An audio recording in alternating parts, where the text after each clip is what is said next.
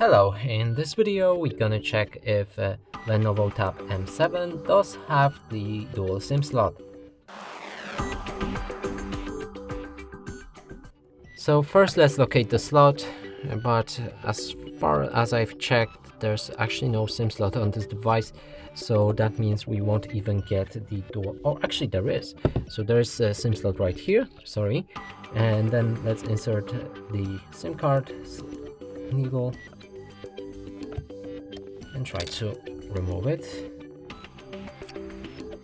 And inside there's only slot for SD card.